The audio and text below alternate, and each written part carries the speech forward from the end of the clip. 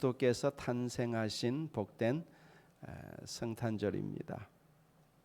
성탄절 분위기가 예전 같지 않아서 좀 당황스럽기는 하지만 아무리 코로나가 극성이라 할지라도 우리가 이 땅 가운데 우리 주 예수 그리스도께서 태어나신 이날 우리가 감사 예배를 드리지 않을 수가 없습니다.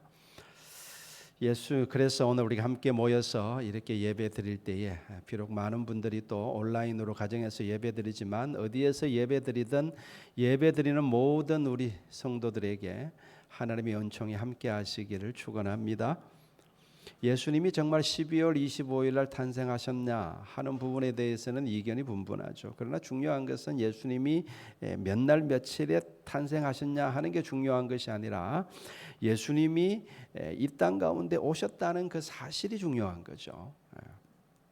이 예수님의 탄생은 오늘 천사들의 말에 의하면은 온 백성에게 미칠 큰 기쁨의 좋은 소식이다.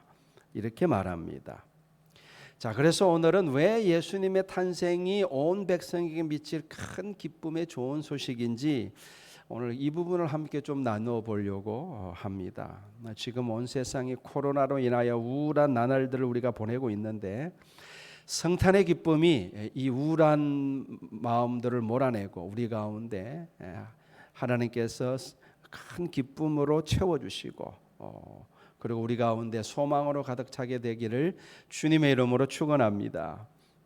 자, 먼저 오늘 본문 1, 2절을 다시 한번 보겠습니다. 그렇게 기록되어 있죠. 그때 가이사 아구스도가 영을 내려 천하로 다 호적하라 하였으니 이 호적은 구레뇨가 수리아 총독이 되었을 때 처음 한 것이라 이렇게 기록되어 있죠. 자, 이 말씀은 예수님이 탄생하실 때의 그 역사적인 배경에 대해서 우리에게 소개하고 있습니다.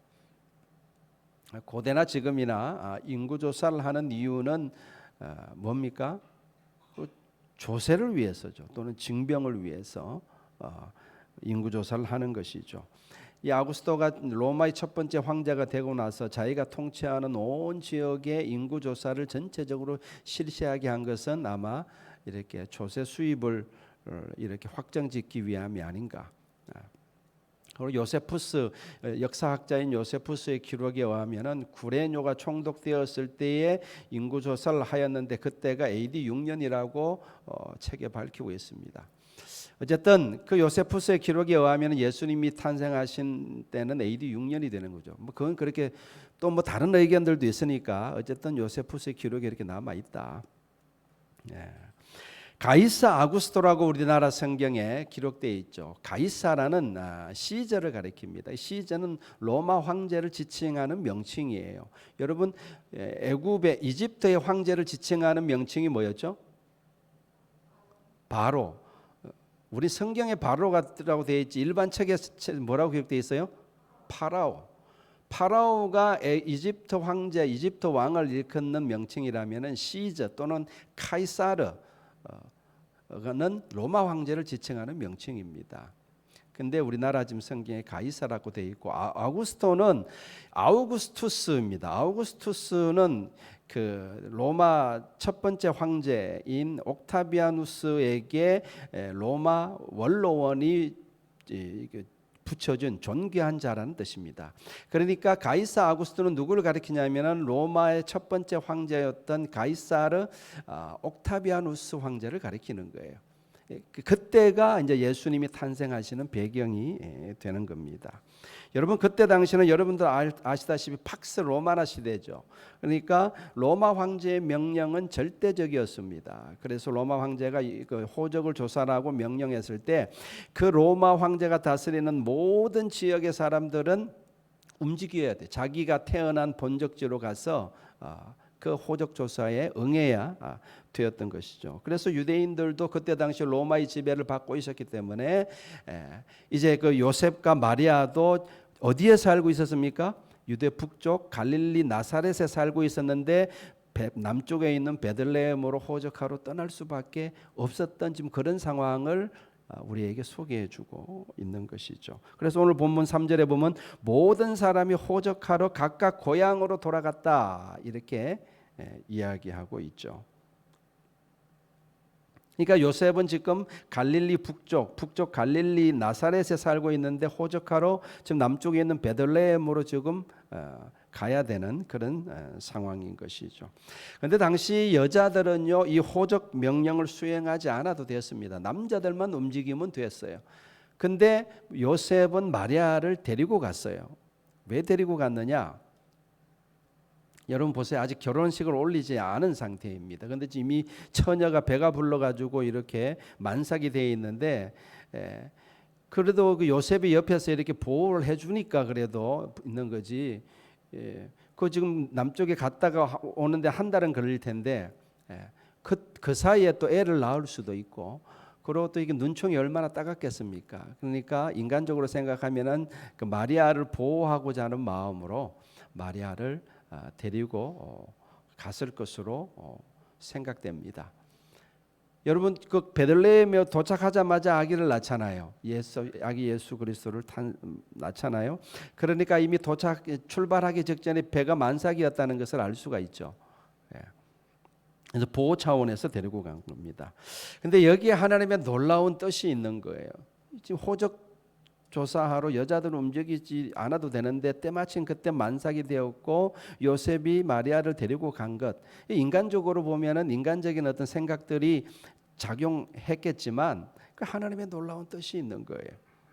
여러분 로마 황제도 그렇고 요셉과 마리아도 모두 다 자신의 생각과 판단에 따라 움직이고 행동하지만 그게 전부가 아니라는 거죠. 그 가운데 하나님이 섭리하셔서 하나님의 뜻을 이루어 가시는 겁니다. 이게 중요한 거죠.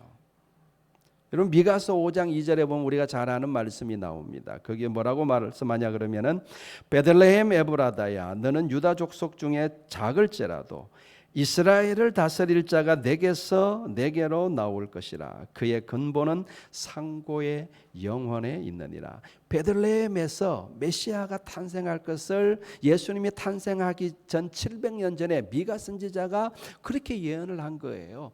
베들레헴에서 메시아가 나올 것이다. 그런 근본의 상고의 영원에 있느니라. 영원한 존재이신 하나님께서 메시아로 이 땅에 오실 것을 어디에요? 베들레헴에 그렇게 예언을 한 것이죠.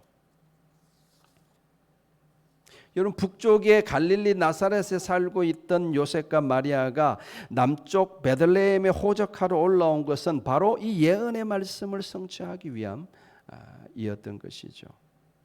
그러니까 가이사는 로마 황제, 절대적인 권력을 가진 로마 황제이지만 그도 결국은 하나님의 말씀을 이루는 도구에 불과한 것이죠.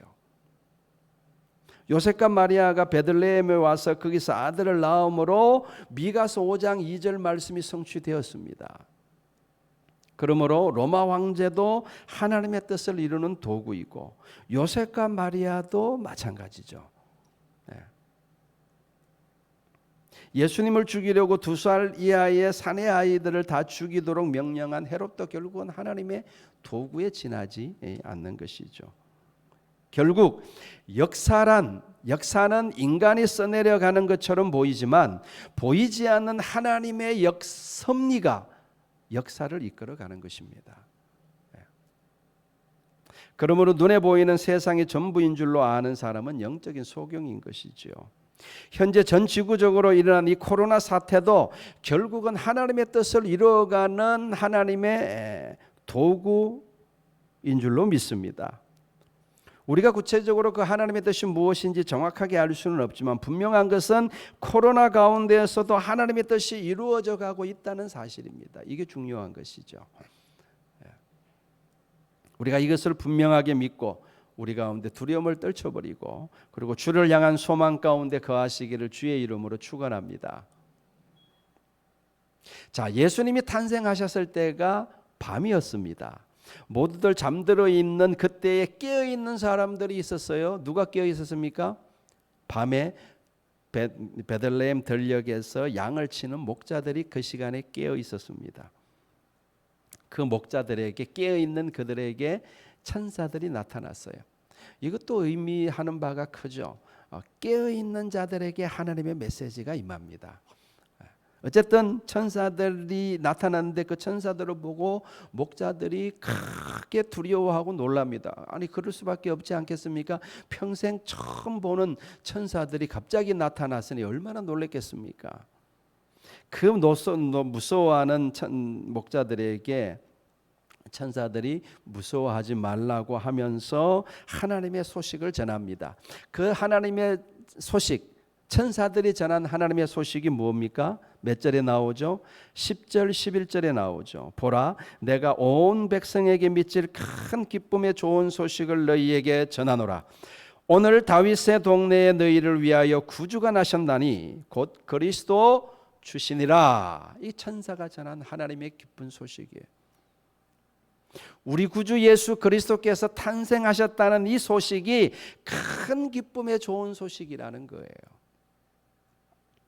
사실 현실성이 좀 떨어지는 이야기죠. 예. 현실적으로 여러 가지 우울한 일들만 일어나는데 그리스도의 탄생 소식이 우리의 우울함을 해소시켜 주지 못합니다. 현실적으로. 뭐 당장 돈이 나오는 것도 아니고, 그리고 그렇다고 현실적인 문제가 뭐 성탄절날 다 해결되는 것도 아니지 않습니까? 그러니까 이게 큰 기쁨의 좋은 소식이라는 게 그렇게 크게 마음에 와닿지 않습니다. 현실적으로 보면은. 그러니까 그런데 하나님이 좋은 소식이라고 하니까, 성경에서 이렇게 말씀하니까 그런가 보다 하고 아무런 감흥 없이 우리는 매년 성탄의 소식을 듣습니다. 오늘 말씀을 통해서 예수님의 탄생 소식이 우리 모두에게 진정 기쁜 소식으로 다가올 수 있기를 소망합니다. 성령께서 우리 모두의 마음을 감화감동시켜 주시기를 바랍니다. 자, 예수님의 탄생 소식이 큰 기쁨의 좋은 소식이 되는 이유는 하나님이 인간이 되셨기 때문입니다. 어느 나라의 젊은 왕위에 오른 후에 나라 이곳저곳을 순시를 했습니다. 그러던 중 한 시골에 갔을 때 거기서 아주 이쁜 처자를 발견하게 됩니다. 그 왕은 그 시골 처녀를 자신의 아내로 삼고 싶었습니다. 그래서 신하에게 말합니다. 그 처녀를 데리고 와라. 내가 결혼하고 싶다. 그러니까 그 신하가 반대합니다. 폐하, 왕의 신분으로서 그렇게 시골의 천한 신분의 처녀와 결혼하면 안 됩니다. 그렇게 반대를 하니까 왕이 말하기를, 그러면 내가 시골에 내려가서 내가 결혼해서 살면 되지 않겠는가? 그러자 신하가 또 반대합니다. 폐하, 그것도 말이 되지 않습니다. 왕의 신분으로 어떻게 시골에서 살겠습니까? 그거는 말이 되지 않는 이야기입니다. 그러나 끝까지 왕은 포기하지 않습니다. 그래서 왕이 드디어 결단을 내립니다. 자신의 왕좌를 포기합니다. 그리고 스스로 일반 백성이 되어서 시골로 내려갑니다. 그리고 그 처녀와 결혼하여서 그곳에서 살았습니다. 이 이야기는 철학자 키에르케고르가 그 하나님의 사랑을 전하려고 왕과 시골 처녀의 사랑이라는 글에 나오는 이야기입니다. 너무 현실감이 떨어지죠. 어떻게 왕이 시골 처녀와 결혼하려고 자기 왕자를 버립니까? 이건 말도 안 되는 이야기죠. 그런데 이보다 더 황당하고 더 놀라운 이야기가 뭐냐 하면은 하늘에 계신 하나님이 우리와 함께 하시려고 인간이 되셨다는 이 성경 이야기입니다. 더 황당한 이야기죠. 너무 황당하니까 사람들이 안 믿어요. 그런데 이 황당한 이야기가 믿어진다는 게 더 놀랍습니다. 저는 믿습니다. 저는 성경 이야기를 믿어요. 하나님이 인간이 되셨다는 이 놀라운 이야기를 저는 믿습니다. 그래서 저에게는 예수님의 탄생 소식이 그 무엇보다도 기쁜 소식입니다. 하나님이 인간이 되신 이유가 뭐냐? 놀랍게도 우리를 하나님의 자녀의 신분으로 올리기 위함입니다.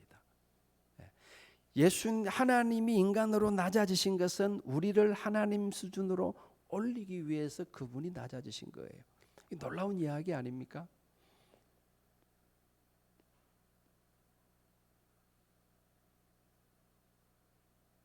안 믿어지니까 기쁜 소식이 아니라 황당한 소식이지, 믿어지면 이보다 기쁘고 놀라운 소식이 없는 거예요. 우리를 하나님의 자녀 삼으시려고, 우리를 하나님의 아들 예수 그리스도의 우편에 앉히시려고, 우리를 왕같은 제사장 삼으시려고, 우리로 하여금 영원히 왕노릇하게 하시려고 하나님의 아들 예수께서 이 죄 많은 세상에 인간의 몸을 입고 오신 것입니다. 이 놀라운 소식이 여러분에게 참으로 기쁜 소식이 되시기를 주님의 이름으로 축원합니다. 자, 예수님의 탄생이 큰 기쁨의 좋은 소식이 되는 두 번째 이유는 왕 중의 왕이신 분이 낮고 천한 자가 되셨기 때문에 그렇습니다. 여러분, 로마가 세계를 지배할 때 그런 때였죠. 그러니까 로마 군인들이 세계 전역으로 나가서 전쟁을 치르면서 제국의 영토를 넓혀가고 있었습니다. 그런데 이것을 보고받고 또 명령을 하달해야 하는 황제에게 큰 고민이 있었습니다. 그것은 명령이나 작전 지시를 전달하는 방법이에요. 너무나 이렇게 광대한 지역에 군대가 퍼져 있기 때문에, 그리고 요즘처럼 뭐 이렇게 비행기 타고 왔다 갔다 할 수 있는 시대도 아니고 사람을 통해서 명령을 하달하고 지시를 하달해야 되는데 이게 큰 고민이었던 거예요. 왜 고민이었느냐? 사람을 보내면은 이게 또 뭐 가운데 이렇게 적군이 그거를 이렇게 알고 이렇게 그 심부름꾼을 체포할 수도 있잖아요. 고민이 큰 거예요. 그래도 뭐 어쩔 수 없습니다. 사람을 직접 보내는 수밖에 없죠. 그래서 그때 동원된 사람들이 바로 노예들이었습니다. 노예들은 뭐 중간에 뭐 죽든 뭐 하여튼 말든 소모품으로 여겨졌기 때문에 그 노예들이 죽는 것은 신경 쓰지 않았습니다. 그래서 노예들을 보냈어요. 근데 아까 제가 말씀드렸듯이 노예가 황제의 밀명을 가지고 가다가 적들에게 붙들리면 그 전략이나 어떤 전술 이런 게 탄로나지 않습니까? 그래서 이걸 고민하던 황제가 아주 교묘한 방법을 하나 생각해내는데, 그게 뭐냐 그러면은 노예의 머리를 다 밀어요. 밀고 두피에다가 밀명을 이렇게 문신 새기듯이 새깁니다. 그리고 이제 머리가 어느 정도 자라면은 이제 그를 이렇게 심부름꾼으로 보내는 거죠. 그러니까 이제 설마 머리 두피에다가 그걸 썼을까? 그렇게 상상하지 못하기 때문에 탄로날 염려가 없는 것입니다. 그렇게 황제가 보낸 노예가 이제 그 전장에 이렇게 도착하면 장군은 그 노예의 머리를 다시 깎습니다. 그리고 거기에 두피에 새겨진 황제의 밀명을 이렇게 받게 되는 거죠.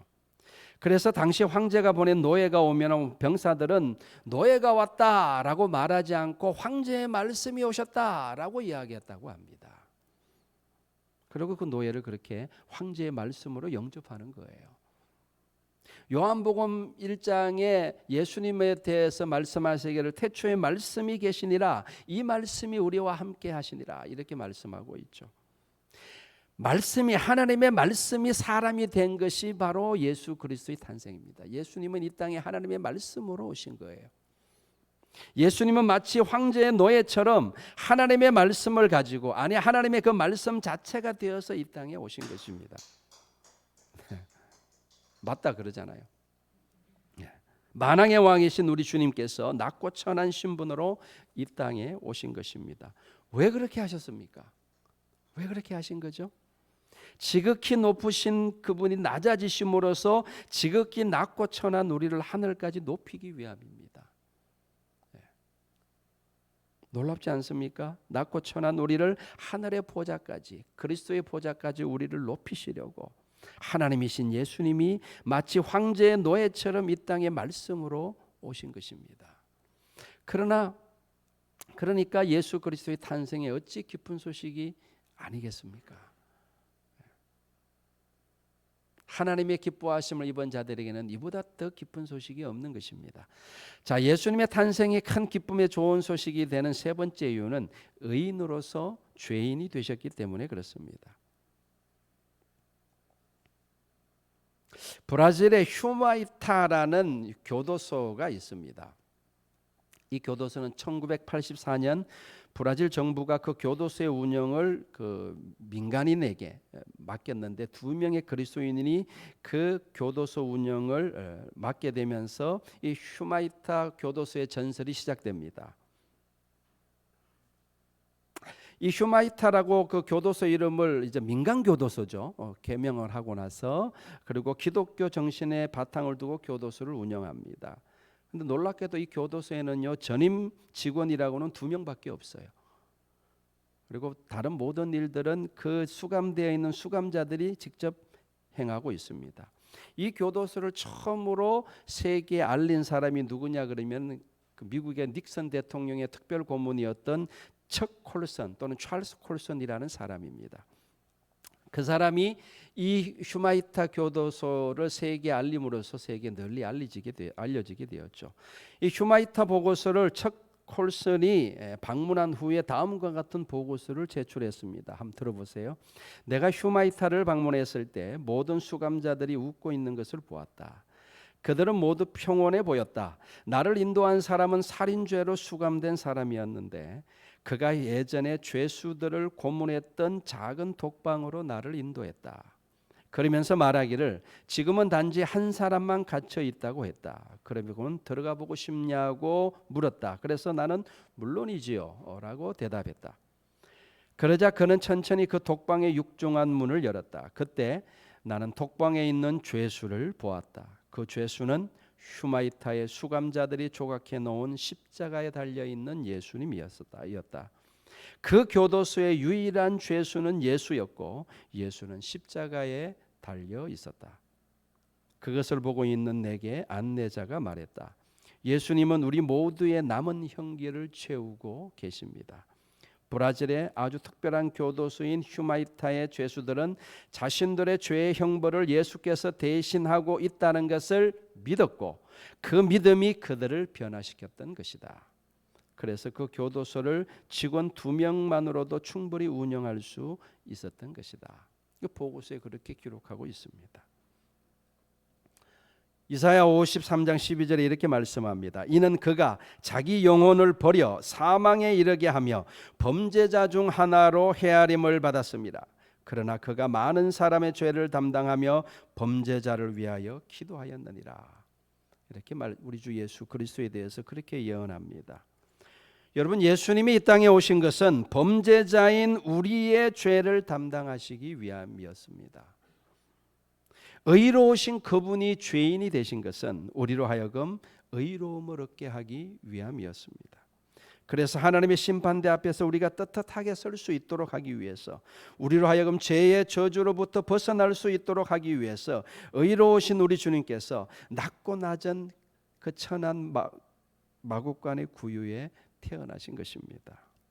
성탄절은 바로 의인이 죄인 됨으로써 죄인을 의인 만드시기 위하여 있는 날인 것입니다.